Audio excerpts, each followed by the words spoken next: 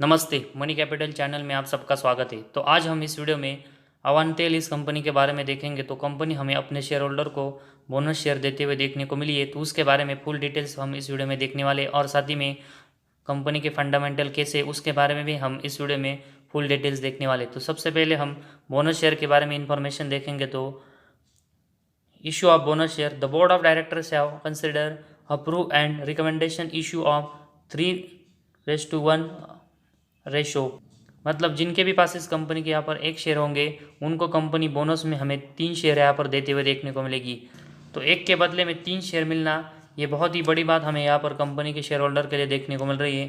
तो कंपनी ने जो बोनस शेयर यहाँ पर जो बोनस शेयर दिया है वो कंपनी के शेयर होल्डर के लिए हमें बहुत ही अच्छा देखने को मिल रहा है। लेकिन अगर हम इन्वेस्टमेंट के नज़र से देखेंगे तो कंपनी के फंडामेंटल और बाकी के परफॉर्मेंस है उसमें भी कंपनी यहाँ पर ग्रोथ करते हुए देखने को मिलनी चाहिए, तभी हमें यहाँ बोनस का फ़ायदा ऑटोमेटिकली यहाँ पर होते हुए देखने को मिलेगा। तो कंपनी ने जो बोनस शेयर दिया है उसके बारे में हमने तो देख लिया, लेकिन कंपनी के फंडामेंटल और बाकी के परफॉर्मेंस कैसे उसके बारे में हम यहाँ पर देखते हैं। तो सबसे पहले हम कंपनी का लेटेस्ट क्वार्टर रिजल्ट कैसा रहा है उसके बारे में देखते हैं। तो मार्च 22 में कंपनी का अगर हम नेट प्रॉफिट देखेंगे तो ये हमें 6.99 करोड़ यहाँ पर इस Q4 में देखने को मिला है, जो कि Q3 में कंपनी का नेट प्रॉफिट अगर हम देखेंगे तो ये हमें 5.62 करोड़ का देखने को मिला था। तो एक अच्छी ग्रोथ हमें Q3 के कंपेरेटिवली Q4 में कंपनी के नेट प्रॉफिट में यहाँ पर होते हुए देखने को मिली है। वही अगर हम पिछले साल के Q4 में देखेंगे तो कंपनी का नेट प्रॉफिट हमें 5.69 करोड़ का देखने को मिला था। तो उसके के भी कंपेरेटिवली अगर हम इस Q4 में देखेंगे तो कंपनी का नेट प्रॉफिट में हमें एक अच्छी ग्रोथ देखने को मिली। तो क्वार्टरली और ईयरली बेसिस दोनों में अगर हम देखेंगे तो इस Q4 में कंपनी का नेट प्रॉफिट है उसमें हमें एक अच्छी यहाँ पर ग्रोथ देखने को मिल रही है। तो कंपनी का जो अभी हमें Q4 का रिजल्ट देखने को मिल रहा है उसमें हमें कंपनी एक अच्छा परफॉर्मेंस करते हुए देखने को मिली है। इसके बाद कंपनी के जो प्रॉफिट एंड लॉस स्टेटमेंट है उसके बारे में हम इंफॉर्मेशन देखते हैं। तो सबसे पहले हम कंपनी का सेल्स देखेंगे। तो मार्च 11 में कंपनी का सेल 22 करोड़ का था और इसके बाद कंपनी का जो सेल्स है वो हमें अच्छे से बढ़ते हुए देखने को मिला और मार्च 22 तक कंपनी का सेल्स है वो हमें 105 करोड़ तक जाते हुए देखने को मिला है। तो कंपनी की जो यहाँ पर सेल्स की ग्रोथ है वो हमें यहाँ पर अच्छी देखने को मिल रही है। इसके बाद कंपनी का जो सेल्स है उसमें से अगर हम एक्सपेंस को यहाँ पर कट करके देखेंगे तो कंपनी का ऑपरेटिंग प्रॉफिट हमें देखने को मिलता है और ऑपरेटिंग प्रॉफिट हमें मार्च 11 में 5 करोड़, इसके बाद 6 करोड़, 10 करोड़, 2 करोड़, 4 करोड़, 4 करोड़, 4 करोड़।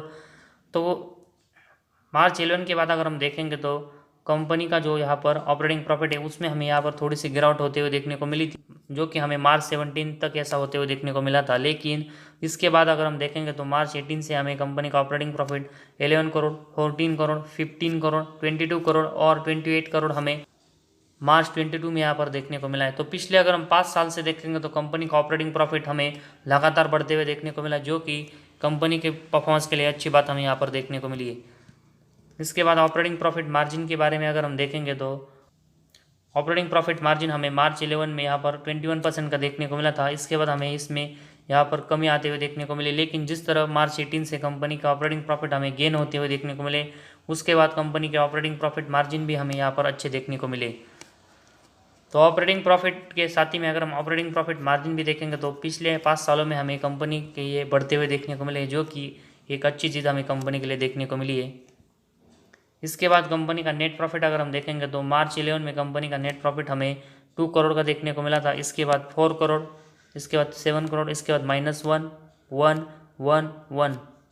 तो कंपनी का अगर हम नेट प्रॉफिट देखेंगे तो मार्च 11 से मार्च 17 तक इसमें हमें यहाँ पर कोई ज़्यादा ग्रोथ होते हुए देखने को नहीं मिली थी, लेकिन जैसे हमें मार्च 18 में यहाँ पर कंपनी के ऑपरेटिंग प्रॉफिट में ग्रोथ देखने को मिली तो उसी तरह कंपनी का नेट प्रॉफिट हमें मार्च 18 से बढ़ते हुए देखने को मिला और ये मार्च 18 में हमें 17 करोड़, इसके बाद 10 करोड़, 11 करोड़, 15 करोड़ और 19 करोड़ का हमें देखने को मिला है।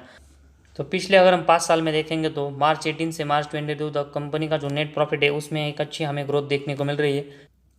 तो कंपनी का अगर हम नेट प्रॉफिट देखेंगे तो यह हमें एक साल बढ़ते हुए देखने को मिलता है, उसके अगले साल फिर से हमें यहाँ पर कम होते हुए देखने को मिलता है। ऐसा हमें पिछले 5 सालों में देखने को मिला है। तो कंपनी की जो यहाँ पर नेट प्रॉफिट की ग्रोथ है वो यहाँ पर अच्छी देखने को मिली, लेकिन जिस तरह कंपनी का नेट प्रॉफिट एक साल कम ज़्यादा होते हुए देखने को मिलता है तो इस रीज़न की वजह से हमें इस कंपनी में लगातार प्रॉफिट बुकिंग भी करना पड़ेगा। जिस तरह कंपनी का नेट प्रॉफिट में हमें जिस तरह कंपनी का नेट प्रॉफिट हमें हर साल कम या ज़्यादा होते हुए देखने को मिला है और उसी की तरह का कंपनी का IPS भी देखेंगे तो ये भी हमें पिछले 5 सालों में लगातार कंपनी के नेट प्रॉफिट की तरह लगातार कम या ज़्यादा होते हुए देखने को मिला है। इसके बाद डिविडेंड के बारे में देखेंगे तो कंपनी अपने शेयर होल्डर के लिए हमें अच्छा डिविडेंड भी देते हुए देखने को मिली है, जो कि एक पॉजिटिव चीज़ है। तो प्रॉफिट एंड लॉस स्टेटमेंट के बारे में अभी हमने जो देखा उसमें कंपनी के परफॉर्मेंस हमें मार्च 18 से यहाँ पर ग्रोथ होते हुए देखने को मिले, लेकिन कंपनी का नेट प्रॉफिट और कंपनी का ईपीएस है वो हमें यहाँ पर पिछले 5 सालों में 1 साल बढ़ते हुए देखने को मिलता है, उसके अगले साल फिर से यहाँ पर कम होते हुए देखने को मिलता है। तो इसी वजह से यहाँ पर प्रॉफिट बुकिंग भी यहाँ पर करना ज़रूरी है, जिस तरह कंपनी के परफॉर्मेंस में हमें वोलाटाइल यहाँ पर होते हुए देखने को मिले। इसके बाद कंपनी की अगर हम बैलेंस शीट के बारे में देखेंगे तो कंपनी की बैलेंस शीट में कंपनी के जो रिजर्व है वो हमें मार्च 22 में 80 करोड़ के यहाँ पर देखने को मिले, और मार्च 11 से देखेंगे तो कंपनी के जो रिजर्व है उसकी ग्रोथ हमें लगातार अच्छी होते हुए देखने को मिले, जो कि एक पॉजिटिव बात है।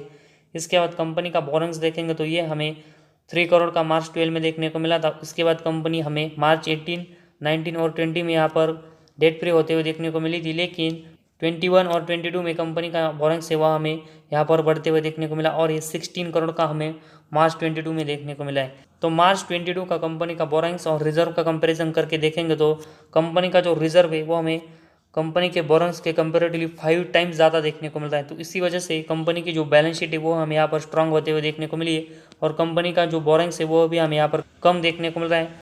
तो इसको कंपनी कभी भी यहाँ पर आने वाले दिनों में कम कर सकती है, जिस तरह कंपनी पहले भी हमें करते हुए देखने को मिली है। तो अवेंटेल इस कंपनी की जो बैलेंस शीट है वो हमें यहाँ पर स्ट्रांग देखने को मिल रही है, जो कि एक कंपनी के लिए हमें पॉजिटिव चीज़ देखने को मिली है।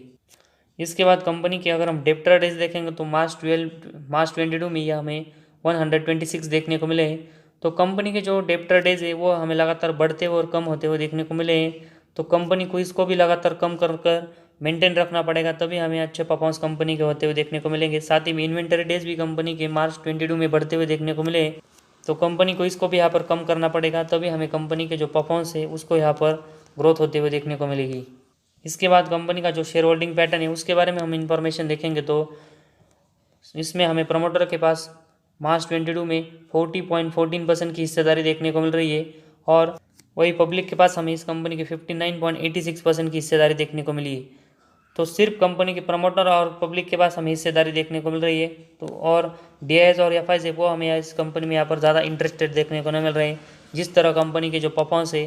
तो 1 साल कंपनी के जो नेट परफॉर्मेंस है उसमें हमें यहाँ पर ग्रोथ देखने को मिलती है, उसके बाद कंपनी का परफॉर्मेंस फिर से हमें थोड़े से डाउन होते हुए देखने को मिलते हैं। इसके बाद फिर से कंपनी का जो परफॉर्मेंस है वो हमें बढ़ते हुए देखने को मिलते हैं। तो इस तरह कंपनी का जो परफॉर्मेंस है वो हमें वोलाटाइल देखने को मिला है। तो इसी वजह से डीआईएस और यहाँ पर जो एफआईएस है वो हमें यहाँ पर इस कंपनी में ज़्यादा इंटरेस्टेड देखने को नहीं मिल रही है। तो कंपनी के जो परफॉर्मेंस है उसमें हम नेट प्रॉफिट देखेंगे तो हमें ये लगातार कम ज़्यादा होते हुए देखने को मिला है। तो उसी वजह से हम इस कंपनी में लगातार प्रॉफिट बुकिंग करेंगे तो हमें यहाँ पर अच्छा प्रॉफिट होगा। लेकिन अगर हम बोनस शेयर की वजह से और साथ ही में इन्वेस्टमेंट की नज़र से देखेंगे तो यहाँ पर हमें ज़्यादा इन्वेस्टमेंट नहीं करने चाहिए, जिस तरह कंपनी के परफॉर्मेंस में हमें वोलाटाइल होते हुए देखने को मिले। तो ज़रूर यहाँ पर जिनको भी इस कंपनी में यहाँ पर बोनस शेयर के लिए यहाँ पर इन्वेस्टमेंट के लिए इस कंपनी में इंटरेस्टेड है वो यहाँ पर थोड़ी क्वांटिटी में इस कंपनी में इन्वेस्टमेंट कर सकते हैं। लेकिन लॉन्ग टर्म के नज़र से अगर हम देखेंगे तो यहाँ पर कंपनी के जो परफॉर्मेंस है वो लगातार ग्रोथ होनी चाहिए, और उसके बाद हम इस कंपनी में यहाँ पर ज़्यादा इन्वेस्टमेंट के बारे में सोचेंगे। तो आज हमारे इस वीडियो में बस इतना ही। अगर आपको हमारे वीडियो पसंद आया तो इस चैनल को ज़रूर सब्सक्राइब कीजिए।